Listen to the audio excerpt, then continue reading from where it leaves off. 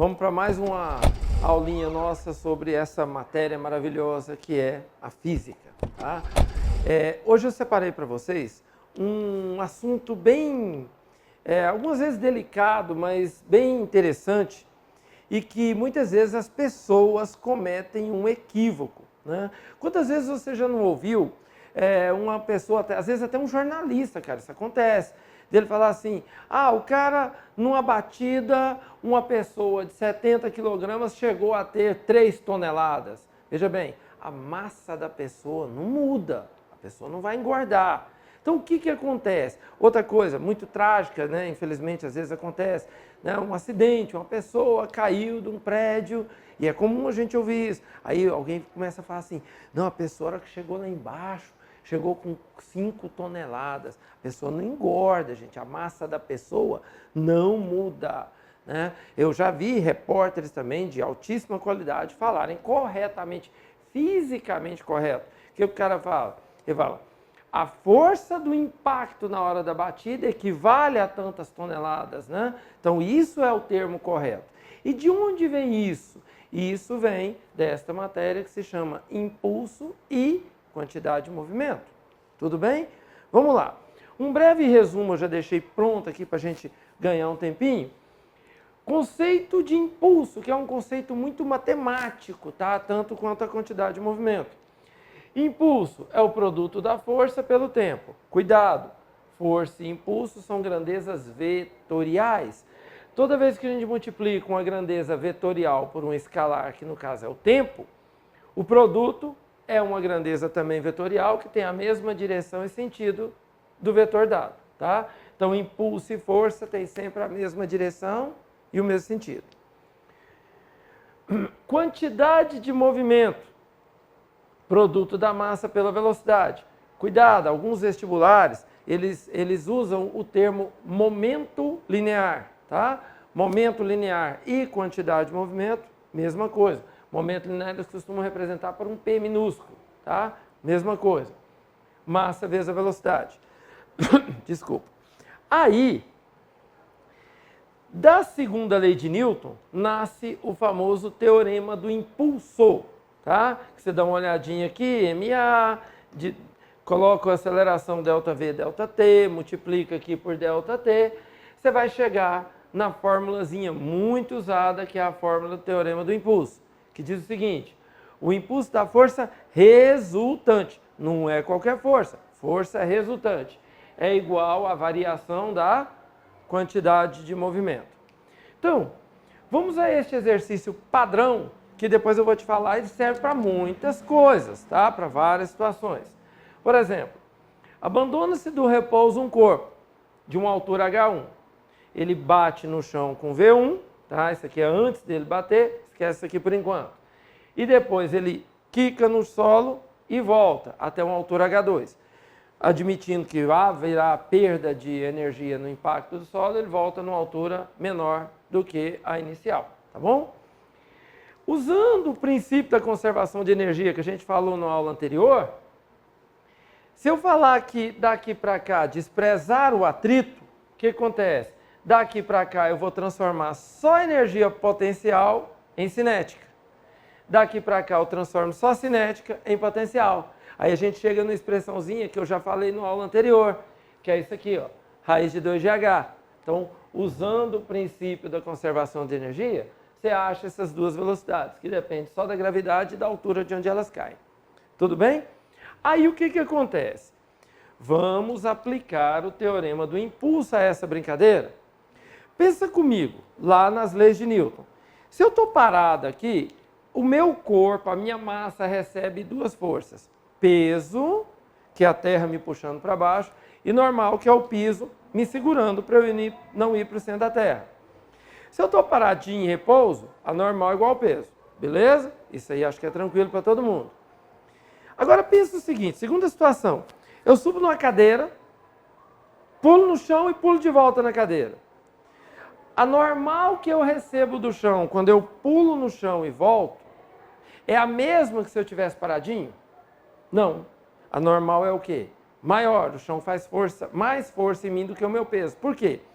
o chão teve que deter a minha massa, ou seja, ele teve que segurar o meu corpo, frear o meu corpo e mandar de volta. Então, para isso, ele teve que fazer uma força maior que o peso. Note que aqui eu desenhei a normal maior que o peso. Tudo bem? Isso é muito simples. Pega uma bola, põe sua mão assim, não vai machucar não, uma bola de vôlei, uma bola de futebol. Põe sua mão no chão e pede para alguém soltar a bola. Primeiro, deixa ela apoiada em cima de sua mão. Você vai sentir a normal. Né? A normal é você que está fazendo, vai ser igual ao peso. Solta de uma altura. Você vai ver que a força que ela faz na sua mão é maior. Solta de mais alto. Você vai ver que a força é o quê? Maior ainda. Então, a força do impacto, ela aumenta com a altura que ele cai. Tudo bem? E eu quero calcular esta força do impacto. Qual é a força que a normal exerce sobre a pessoa, sobre o objeto que cai? A força que o piso exerce sobre o objeto quando ele toca o chão. É uma força que é maior que o peso. Propositadamente, eu já fiz aqui o quê? Um vetor normal maior que o peso. Tudo bem? E aí, aplicando o teorema do impulso, ó, impulso da força resultante, ΔQ. Impulso da força resultante, quantidade de movimento final, menos a inicial. No nosso caso, olha o que eu fiz. Como eu quero essa normal, eu estou adotando uma trajetória positiva para cima. Tudo bem? Para eu achar esse valor positivo. Outra coisa, o corpo quando bate no solo, ele tem um tempo de contato com o solo. Vamos colocar isso aqui, você está vendo a bolinha. Então o que você vê é isso, ó, bateu e voltou. Agora se eu colocasse em câmera hipermaster lenta, você ia ver uma coisa assim, ó, a bola amassa e volta. Então ela fica um tempo em contato com o piso, tá? Com a superfície.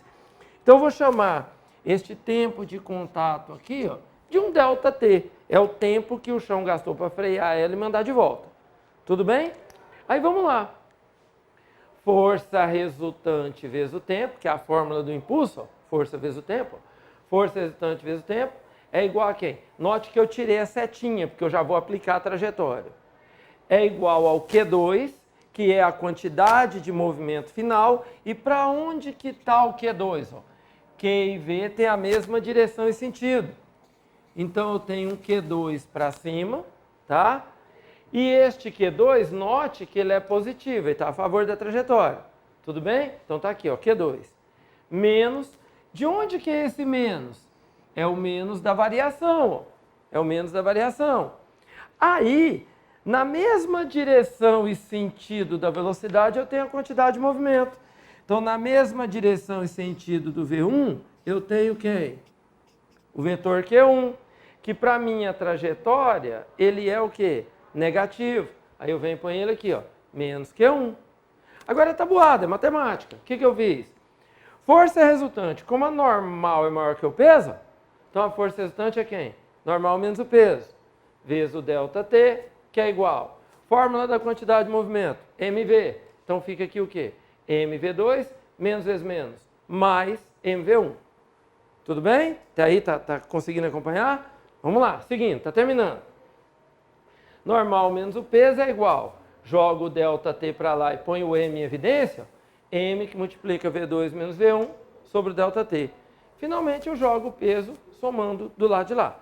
Aí você chega nessa expressão que vale para um monte de situação. Eu vou fazer uma aplicação numérica agora para você. Por exemplo, antes disso, é muito comum nos exercícios, e eu vou te mostrar num agora, às vezes o exercício desprezar o peso do corpo durante o impacto. Porque dependendo da altura que ele foi abandonado, esse termo aqui, ó, fica muito, muito maior que o peso. Então, a normal fica muito, muito, muito maior que o peso. O peso torna-se até desprezível. Tudo bem? Eu vou fazer uma expressão numérica para você. Só um segundinho. Vamos lá. Olha só. Estou supondo aqui, ó, que eu abandonei uma bola de futebol, tá? Uma massa de uma bola de futebol, 0,4 kg aproximadamente. Eu abandonei ela de uma altura de 5 metros. Essa bola quica no chão e volta até uma altura de 3,2 metros, tá? Se eu usar essas expressões aqui da energia, como eu havia dito, abandonando ela de 5 metros, ela bate no chão com uma velocidade de 10 metros por segundo. Continha simples aqui. E ela retorna com um V2 e sobe até a altura de 3,2, que vai conferir a ela uma velocidade de subida aqui, ó, de quanto? 8 metros por segundo. Continha simples também, tá? Você dá uma olhadinha depois. Aí, aplicando esta pseudo-fórmula aqui, que é uma situação particular que eu peguei, mas que acontece muitas vezes, aplicando isso aqui, ó, o que você tem? Massa da bola, 0,4. Velocidade com que ela sobe, 8 metros por segundo. Velocidade com que ela chega, 10 metros por segundo. Né? Ela chega aqui com V1 e sobe com V2, que eu já calculei. E aqui eu joguei um tempo de contato do solo, aquele tempo que eu te falei, de 0,1 segundo, um tempinho razoável para bater num piso, tá? Um piso duro qualquer, né? Cimento, granito, qualquer coisa assim. Então, joguei um tempo de 1/10 de segundo. Quando você faz essa conta, perceba que este termo aqui, ó, equivale a 72 newtons, enquanto o peso, ó, massa vezes a gravidade da bola, é só 4. Note que 4 newtons perto de 72 é muito pequeno, mas isso faz com que a normal total seja de quanto? 76 newtons. É aquela história.